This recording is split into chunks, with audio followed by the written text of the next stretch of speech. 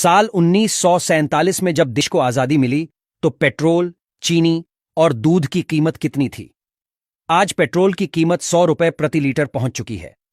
1 litre दूध के लिए 60 रुपए से अधिक चुकाने पड़ते हैं। लेकिन क्या आपको पता है, जब देश आजाद हुआ तो उस वक्त इन रोजमर्रा की जरूरतों वाली चीजों के दाम क्या था? चलिए जानते हैं।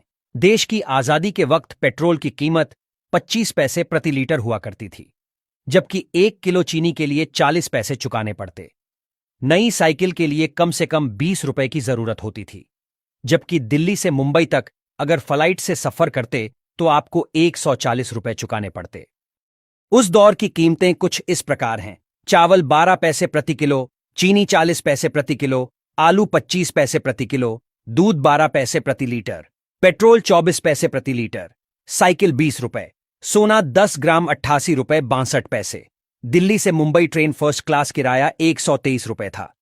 एक अखबार की कीमत 13 पैसे और सिनेमा टिकट 30 पैसे की हुआ करती।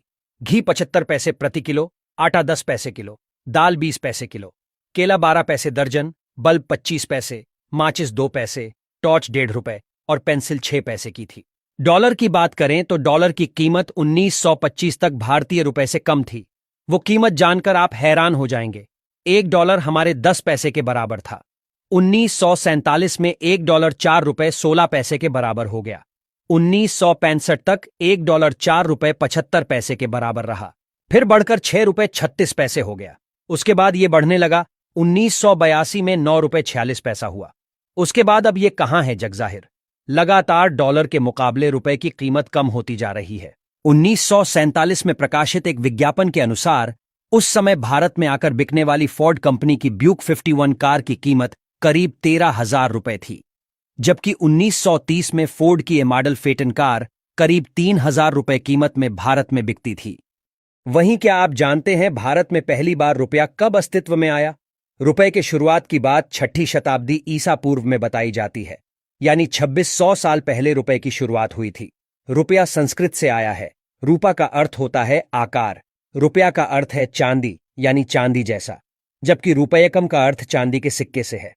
हालांकि 16वीं सदी में शेरशाह सूरी ने अपने शासनकाल में चांदी के सिक्के को नए तरीके से पेश किया, जिसका वजन 178 कण था। रुपए के नाम से बाजार में उतारा गया। मुगल काल और फिर ब्रिटिश हुकूमत में इसका प्रयोग होता रहा। फिर 1861 में 10 रुपए के नोट ने पहली बार बाजार में दस्तक दी। 1864 में 20 रुपए का नोट आ गया। 1872 में 5 रुपए का नोट जारी किया गया।